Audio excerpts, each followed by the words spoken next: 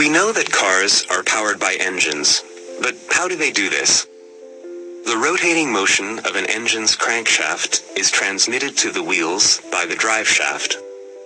The gearbox changes the number of rotations of the driven wheels during one turn of the crankshaft. In low gear, the output of the engine is high, but the speed is low.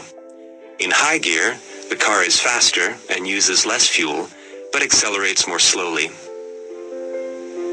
The most common type of engine used in cars is the four-stroke Otto engine. It converts the alternating vertical motion of the pistons into the rotation of the crankshaft. The crankshaft drives the drive shaft and the camshaft through the timing belt. The camshaft operates the valves which ensure fuel intake and the expulsion of exhaust gases through a coordinated rhythmic opening and closing. The first stroke is intake. The piston moves downwards, decreasing the pressure in the cylinder. The intake valve opens and a mixture of air and fuel flows from the carburetor into the cylinder. The second stroke is compression. Both the intake and the exhaust valves are closed then.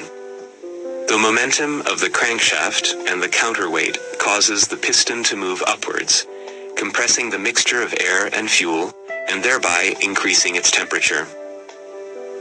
The third stroke is the power stroke.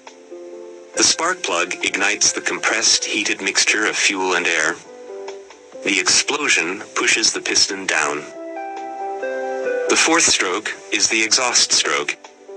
The piston moves upwards, the exhaust valve opens, and the exhaust gases are expelled. As you can see, the linear motion of the piston is converted into the rotating motion of the crankshaft in the engine. The energy necessary to move the piston is provided by the combustion of fuel. The fuel used in the four-stroke Otto engine is petrol.